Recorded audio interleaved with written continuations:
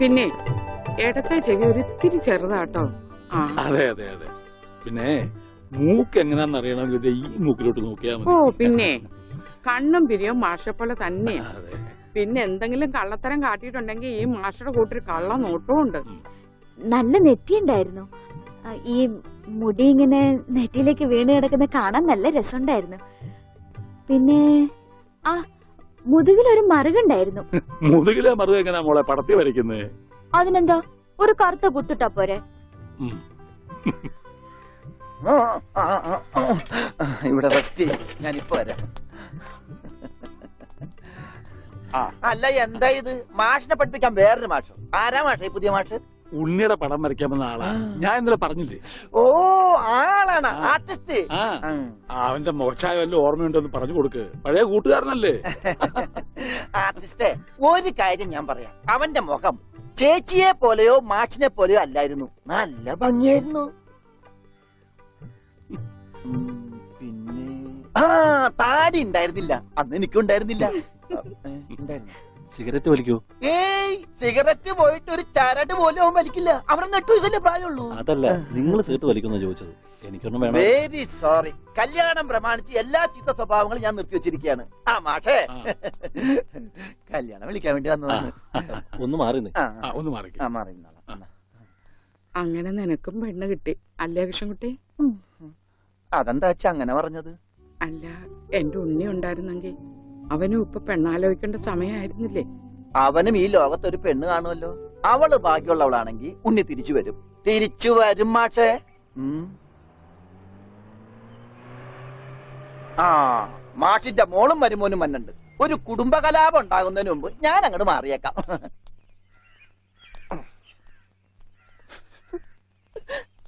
എന്റെ കല്യാണമാണ്, കുടുംബസമേതം വരണം. ഞാനൊരു കല്യാണം കഴിച്ചതിന്റെ പ്രശ്നം ഇതുവരെ തീർന്നിട്ടില്ല. അപ്പോഴാണ് അവന്റെ കല്യാണം. സ്ത്രീധനത്തുക ബാക്കി തരാനുള്ളത് തന്നിട്ടില്ല. എന്നാ പിന്നെ മാസാമാസം അതിന് ഇൻട്രസ്റ്റ് തരാന്ന് പറഞ്ഞിട്ട് അതും തന്നിട്ടില്ല. സ്ത്രീധനം തരാനോ ഇൻട്രസ്റ്റ് ഇല്ല. അതിന്റെ ഇൻട്രസ്റ്റ് തരാനുള്ള ഇൻട്രസ്റ്റ് നിങ്ങൾക്ക് ഇല്ലെങ്കിൽ പിന്നെ അവളുടെ കൂടെ ജീവിക്കാൻ എനിക്ക് എന്താ ഇൻട്രസ്റ്റ്? ഓമനക്കുട്ട, തൽക്കാലം നീ അകത്തേക്ക് ചെല്ലേ.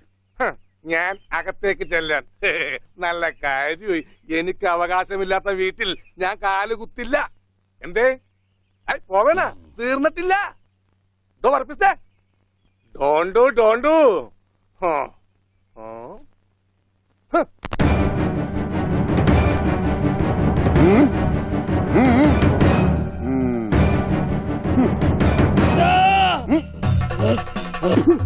വെട്ടരുത് പട്ടി, വെട്ടരുത്. എന്ത് വേണമെങ്കിലും കോംപ്രമൈസ് ചെയ്യാം.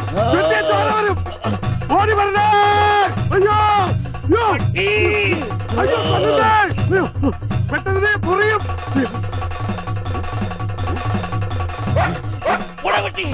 പട്ടിയായിരുന്നു. അയ്യേ, വെറുതെ പേടിച്ച്.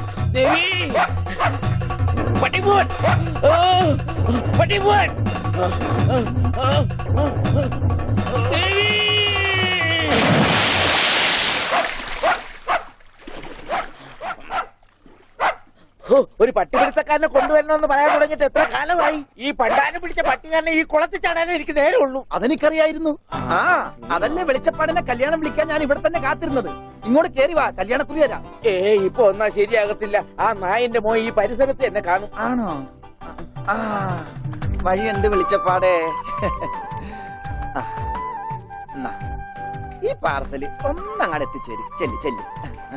എന്നാണോ കല്യാണം? അതൊക്കെ അതിൽ അച്ചടിച്ചിട്ടുണ്ട്. എടുത്തു. അല്ല വെളിച്ചപ്പാടെ, വെളിച്ചപ്പാടിനെ മാത്രം ഈ പട്ടിയിട്ട് ഓടിക്കുന്നെന്താ? അത് പിന്നെ പട്ടി പിശാചല്ലിയോ? ഭഗവതിയെ കണ്ട ഓടിക്കും. ഈ നാട്ടില് വേറെ പട്ടിയുണ്ടല്ല. പക്ഷെ പഞ്ചവർണ്ണത്തിന്റെ പട്ടി മാത്രം ഭഗവതി ഓടിക്കുന്നത് എന്താണെന്ന് എനിക്ക് മനസ്സിലാകാത്തത്. അത് നമ്മുടെ പഞ്ചവർണ്ണത്തിന്റെ പട്ടിയാണോ? ആണോ വെളിച്ചപ്പാടെ? ആണോ വെളിച്ചപ്പാടെ? അതെ അതെ, വെളിച്ചപ്പാട് മുങ്ങി. എന്റെ കുറി നമസ്കാരം.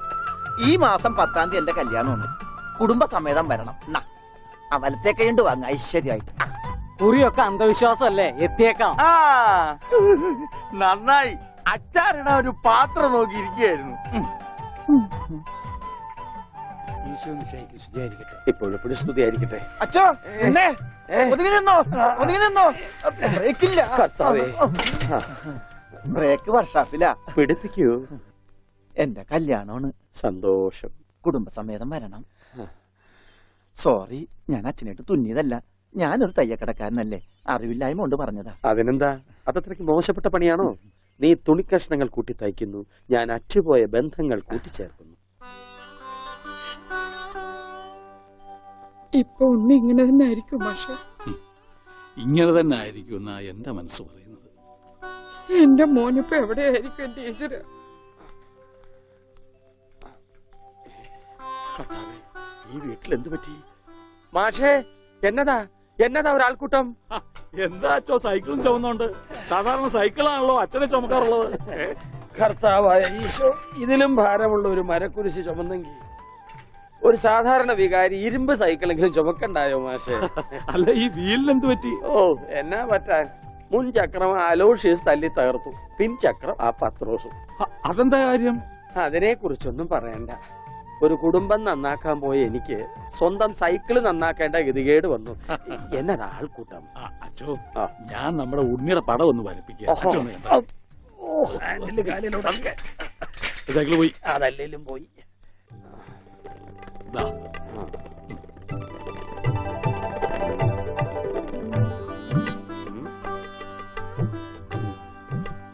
കൊള്ളാം മാഷേ, അസലായിരിക്കുന്നു. ഇനി ഈ പടം വെച്ച് പത്രത്തിൽ ഒരു പരസ്യം കൊടുക്കണം. എന്റെ പടവും വെച്ചൊരു പരസ്യം കൊടുക്കേണ്ടി വരും, കാണാനില്ലാന്നും പറഞ്ഞുകൊണ്ട്. അതെന്താ?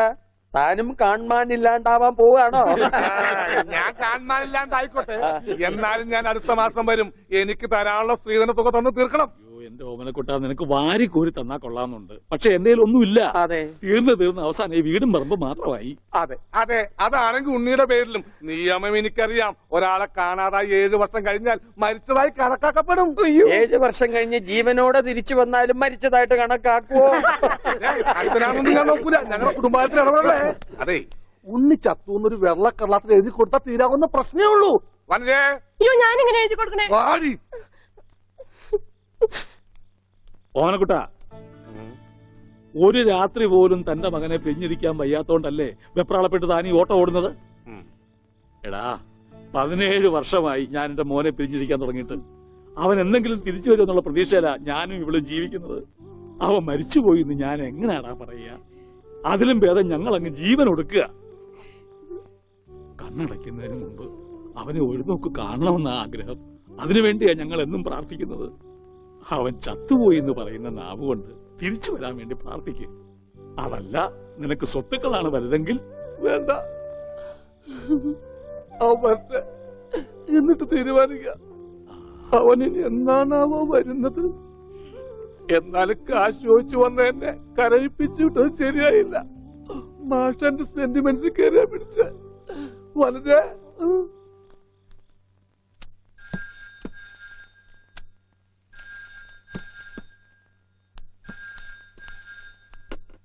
Hello, Mundoor post office. ടെലിഗ്രാമോ? പറയൂ. ടു പത്മനാഭൻ മാസ്റ്റർ, താഴത്തെ വീട്, മുണ്ടൂർ PO. മെസ്സേജ്.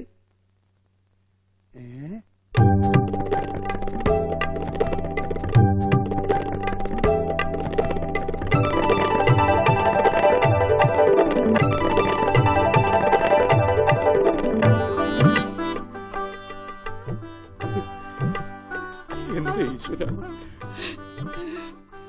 എന്നാ നേരാണോ മാഷെ? അതേ ദേവകി. മാഷേ, ഇത് ഉണ്ണിയുടെ വിവരം തന്നെയാണോ? അതെ, നമ്മുടെ ഉണ്ണി നാഗപട്ടണത്തുണ്ടെന്ന്. ടെലഗ്രാം അടിച്ചത് ആരാ? പൗരസമിതിക്കാരാ. ആരെങ്കിലും പോയി ഒരു വണ്ടി വിളിച്ചോണ്ട് വരുവേൻ. മാഷേ, നമ്മൾ ഈ നിമിഷം പുറപ്പെടുന്നു നാഗപട്ടണത്തെ. അതെ, വേഗം പുറപ്പെട്ടുള്ളൂ.